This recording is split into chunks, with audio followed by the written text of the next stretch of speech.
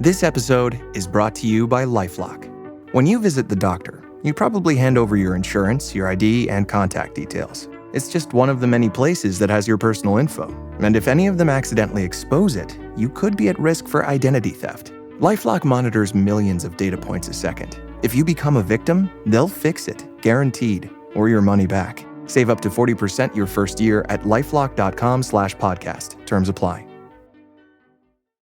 Welcome to Only Murders in the Building, the official podcast. Join me, Michael Cyril Creighton, as we go behind the scenes with some of the amazing actors, writers, and crew from season 5. The audience should never stop suspecting anything. How can you not be funny crawling around on a coffin? No, that's true.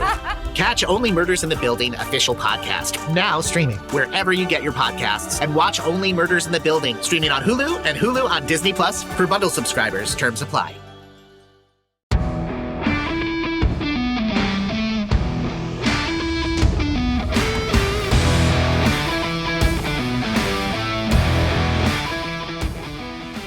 No, we want to play fast and we want to practice fast. We break the huddle and we're on the ball and we're snapping the ball and we're going. Our kids are, we practice fast and our kids, they get used to it. It's a system and we have a great system. We have a great coaching staff that leads that system. Welcome to the Coaching Coordinator Network National Coach of the Week, presented by Modern Football Technology. Today we honor Kent Walker, head coach and athletic director at Blanco High School in Texas. Coach Walker, formerly at Liberty Hill, led the Panthers to a 45-13 record over 4 seasons with 4 straight Class 5A Division II state semifinal appearances and a state runner-up. Since joining Blanco in May 2025, he's bringing his signature slot T offense and proven leadership to elevate the Panthers. Known for forging tough, disciplined teams, Coach Walker inspires excellence on and off the field. And he joins us today as our National Coach of the Week.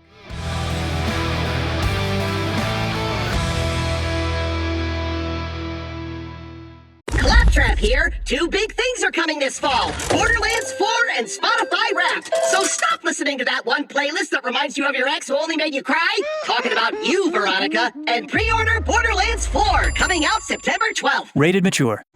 Welcome to another episode of our National Coach of the Week, presented by Modern Football. And we're joined by the head coach of Blanco High School in Texas, Kent Walker. Kent, congratulations to you and your program for being honored with this recognition. Well, thank you. I appreciate it. Thanks for having me on. I mentioned to you earlier, I'm sure there are a lot of coaches that are better off than I am and probably should be recognized more than I should be, but I do appreciate the honor. Thank you. Coach, I've been following you guys for some time, and I know what you guys did at Liberty Hill, and you guys are prolific with the slot T offense, which really is not just a system you run. It's ingrained in your culture and how you do things, and we're going to get into some of that. But week 2 for you guys, your second game, you saw a lot of growth, and I think coaches talk about that all the time, the growth between week 1 and week 2. And you guys do run procedurally the way you guys run your offense. I mean, it is very technical, and I could see, week 1 being some jitters and that certainly did happen. But week 2, you guys came out, put up 634 yards of offense with 3 100-yard plus rushers. Truthfully, a team effort, and obviously you saw a lot of growth here in this second week. We did. We saw a lot of growth from our first scrimmage to our second, and then from our second to the game. But the most growth that we saw was big time, was from our first game to the second. Our kids just understood, it takes a lot of discipline to run this offense, and you got to go fast. And we were just hesitant in our first football game, and I'll give a lot of credit to Hondo. They had a good game plan for us in our first game as well, but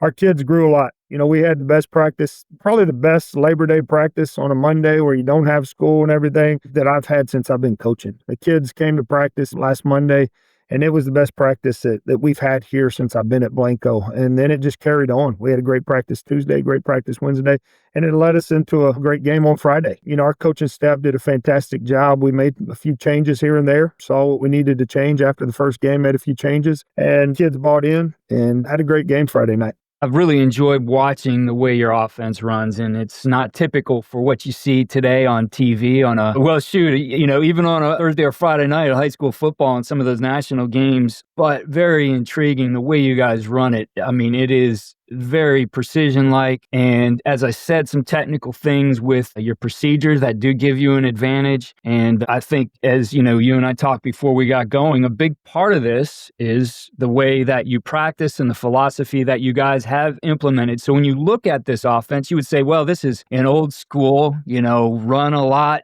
probably a black and blue type of offense, but I think you've taken, I guess we could call it a modern approach to how you're going to practice it as well. That, the goal for you is to get to Friday night ready to go and not beat up. Yes, sir, that is correct. We want to play fast and we want to practice fast. Everything we do is about tempo and speed. If you've ever seen us play, and I know you've seen some film and everything, we break the huddle and we're on the ball and we're snapping the ball and we're going. And what we do in practice, that's what we do in practice. Our kids, we practice fast, and our kids, they get used to it, and it's the system. And we have a great system. We have a great coaching staff that leads that system. I was able to bring Coach Kilby from Liberty Hill with me over here, and Coach Bridges on the offensive side, and they've done a fantastic job. But what we do is we line up and we will do some one-on-ones to start practice for the physicality of the game and to see who can play and who can't. But once we have everything set, we go against pads. The defense holds pads, and it's all about angles and how fast we can go. And that's taking care of our kids. We want to take care of our kids and get them to Thursday nights and Friday nights to where they can actually play the game, and we're not losing anybody during the week in practice. And I think that the way we've started practice, I think my brother started doing that in 2002, 2003, because they lost some kids in practice and didn't want to do that ever again. And it took a lot of convincing, I think, for the coaches, the coaching staff, and the kids and everything else that, it's kind of like holding them back. You've got a whole bunch of dogs, you're holding them back all week in practice, and then on Friday nights, you get to let them go. And that's kind of what we do on Friday nights. And now they're waiting to hit on somebody else and then instead of a pad. You bring up a couple important things here. One, one-on-ones and being physical in one-on-ones. Now, that is just in the whole environment of a football game in space, a much safer way to do things. Bodies aren't going to get tangled up. Some guy's not going to, accidentally roll up on someone else. So that's a good way to get some physicality. But especially in your offense, where you guys are running really in a compressed space, you're bringing a lot of body to the point of attack with the way that you guys utilize pullers quite a bit and all of your backs in the running game. Yes, sir. That can be some congestion. That's certainly, practicing that in a way that maybe you're going full go, yes, you might lose guys during the course of the week when you look at that. And I think, while it's different for maybe a spread offense, that's true, I think, for everybody. As soon as you start putting more bodies in space, the risk of that drill increases. There's no doubt. And so we try to limit that as much as we can and try to ensure that our kids are able to play on Friday nights, because that's what they practice for. They're not practicing for, they don't enjoy practice. I think I may be the only person out there that really enjoys practice, getting up. We start practice at 5:45 in the morning. So I think I'm pretty much a morning person. So I enjoy getting up and getting going. But our kids definitely don't. So we got to get them going in the mornings, and we want to keep them safe. That's the bottom line, is we want to keep them safe on Monday, Tuesday, and Wednesday mornings. And so we can get rocking and rolling Friday nights.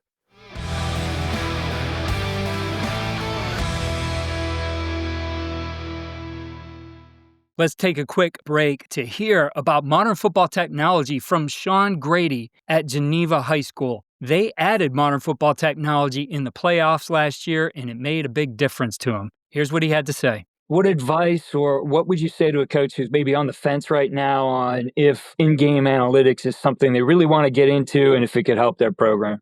My biggest advice for anyone is just, even if you dip your toe in, start somewhere. Check a front, track a run concept, track a play, and see if you like it. You might think it's too much data, it's going to give you too much information, but at the end of the day, you're going to decide what works for you, and you're going to get the data out that you want to get from it. And modern football does a great job of allowing you to use this in-game analytics and allows you to pick and choose what you want to get. If you don't want all that information, that's totally fine. Okay, but there might be some piece of information that's going to allow you to get into a call late in a game, in an important game, that could be the difference between winning and losing. And you don't want to be thinking back and saying, hey, if we just had known we were always getting this, or we were always getting this front and this personnel earlier, maybe we would have won that game.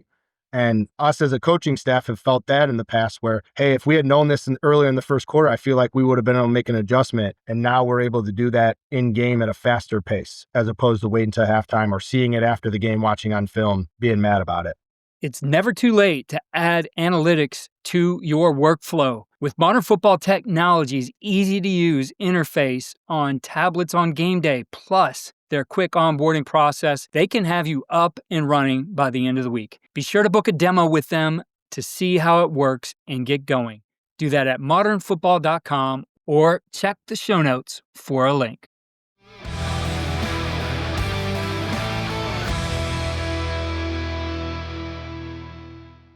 Coach, I've mentioned your procedures a couple of times, and so for our listeners, I want to give as good of a visual as I can. And I know if you look at, what Gus Malzahn has done with the sugar huddle, and you see them close up to the line, get up to the ball, and they're snapping the ball. I've timed it out, usually under 3.5 seconds with motion. So your procedures are that on steroids because you guys are utilizing the rule that you need to be set for 1 second. And I think in most of the plays I watch, including with, some motion, you guys are set for 1 second and you go. It's very precise. We get up there and we try to, it's 1 second and we're going. And officials will tell us numerous times, hey, coach, you make sure you're set for a second. And, we try to make sure in practice and everything that we are set, but it is timed. It is about a second that we get up there, get set and ready to go. We emphasize that all the time. We emphasize breaking the huddle and sprinting to the line. You ever come to one of our practices, you're going to see that we run 2 huddles. And as soon as that first huddle, hey, get in, call the play there. It's a dead sprint to the ball. It gets set and we're going. When we change our snap count, you'll notice on film, we change our snap count. We get a lot of people to jump because they think we're going to get up there and get going right away. And when we go on 1 or on 2, it gets a lot of people to jump, but we try to get up there and play fast. We don't want to think. Our kids, we practice everything so much. It becomes really monotonous. We practice this so much. We a lot of reps. An old saying of can't be aggressive and confused at the same time. So we want our offensive line to be aggressive. And so they get up there and they know what to do. And it's as fast as we can do it. Yeah, you guys had, I guess what we would call Liberty Hill-like performance this last week, 63 points, 634 yards of offense. And, that's what you guys were doing at Liberty Hill as well. I mean, that's probably the top end of some of those. I know you had some better ones there, but, there's definitely a standard for it. And again, when you look at the offense and you see, all these guys down, hand in the dirt, everybody compressed in there. I mean, it does take you to throwback days of, the misdirection type of offenses. Yet at the same time, you don't have to be a spread, no huddle to have those kind of yards and to put up those kind of points. And what I think the beauty of your procedure is, and I studied, Malzahn stuff and we utilized it the 1 year, is when you can break the huddle and get up to the ball and snap that ball quickly, you still have the same effect of those no-huddle teams that are just taking the time out between plays. So, when you look at that, the thing is to force defenses to recognize and communicate quickly, which they're going to make errors when they have to move that fast. So it really has nothing to do with the time between plays as much as the time to recognize. So in a no-huddle offense, they're taking the time out between plays. You guys are really just taking the time out from the huddle to when the ball is snapped. And it gives some advantages too, I'm sure. At times you've used that to control the clock.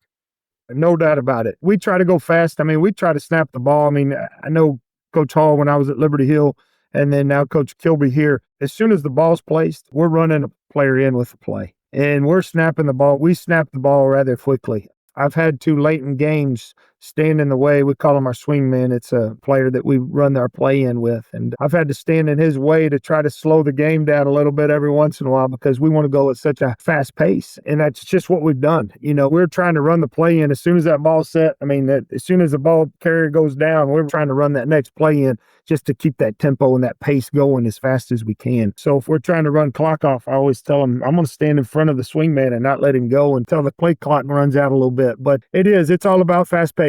We are a fast-paced offense. It is not the same as your spread fast-paced offense where they hurry up and get up there. And it is between plays. It's, we huddle and then it's break the huddle and get up to the football and go as fast as we can.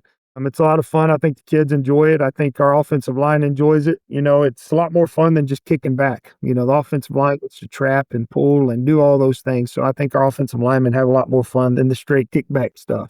Yeah, definitely. You guys are creating some advantageous angles and bringing people to the point of attack. I think that the takeaway for me when, hearing you talk about this and even going back to, You know, I heard one of our cool clinics with Glenn Ellerby, who's at Tennessee, you know, one of the fastest teams in the nation at the college level, is the detail that you guys put into how you teach procedures. It's not necessarily the procedures itself. It's like anything in football. It's how it's taught. And I think that's really, in listening to you talk about this, you guys have put the attention to detail into not just your offense and the plays you run, but the procedures as well. No doubt. The procedures, I mean, luckily we got to start, you know, here in Blanco in June and start implementing this offense. But it is the procedures. It is how we practice. It's how we do everything. You know, it's from our off season that leads into football season. Everything we do is geared for what we do offensively and defensively. We go fast. You know, in the weight room, we're groups of two, and you're lifting or you're spotting. And it's our mentality. It really is. It was our mentality at Liberty Hill. Was there since 2001 when Coach Vance first started in Liberty Hill. And then as of May, it's been our mentality here in Blanco, and kids have bought into it and have done a terrific job. But it really is. It's our procedures. Everything we do, there's a rhyme and a reason behind everything we do. That certainly is something we've seen on the field from you guys previously at Liberty Hill and now definitely in the 2025 season here at Blanco. And obviously all of this you mentioned before, this goes to the entire staff and what they're doing. So before we wrap up here, I want to make sure you get the opportunity to mention those guys and the efforts they're making. Yeah, I mean, I can't say enough about our staff. You know, I was fortunate enough, I was able to bring 3 guys with me from Liberty Hill, and they've done a fantastic job, and they've done a great job meshing with the staff that was already in place here in Blanco and the coaches that were here in Blanco that have bought into this system. You know, for coaches that have been running the spread and doing all that stuff, and to completely buy into what we're doing is amazing. And that just carries over. When the coaches are all bought in, then now the kids are bought in. And then the kids are bought in, well, they go home, and then their parents are bought in. And the community's bought in, and the administration's bought in, and everybody's bought in what we're doing. And it means a lot. You know, if you have buy-in and you have that support from everybody, which we do, Blanco's a great place, and it's got everything set up. It's set up for success. And, you know, I'm just glad I'm the head football coach here. I'm an athletic director. It's an amazing place, amazing coaches. I could sit here and go over every one of our coaches and talk to you about all of our coaches, but, you know, Coach Kilby is our offensive coordinator running this offense, has done a great job coming in and leading the offensive staff and offensive group. And then I was able to bring my DC with me as well from Liberty Hill, and Coach Johns has done a fantastic job defensively for us here as well, and it's been good. Coach Bridges is the other guy that I was able to bring in, and he's done a great job. He's been coaching our running backs this year, and he's done a fantastic job in leading our backs, and, you know, because it's all about the speed. You know, how fast can our backs go, and he's coaching that up every day. And then the guys that were here. You know, I can't say enough about the staff that was here and how they've completely bought into a new system, because it is new and it is different. But it's a special place. When you have coaches, like I said, when everybody's bought in and everybody's on the same page, it allows for it to be a special place. But it all boils down to the kids. And, you know, Blanco is a great place and has fantastic kids. And I'm just glad they call me coach. Well, Coach, I appreciate you taking the time, and congratulations again to you and your staff and your players on this honor. Appreciate it. Not really deserved on my end, but, you know, I really do appreciate it. Thank you.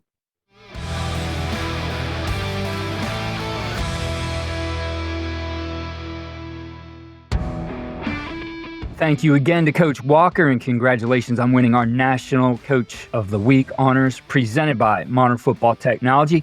Be sure to check out Modern Football Technology. It's a tool you can add in season very easily because of their simple interface and their onboarding process. We've had teams do this in the playoffs and be successful using the technology, as you heard during the podcast with our testimonial from Sean Grady. Go to modernfootball.com or click the link in the show notes. Follow all we're doing at coachingcoordinator.com. We will be back next week for another episode of National Coach of the Week.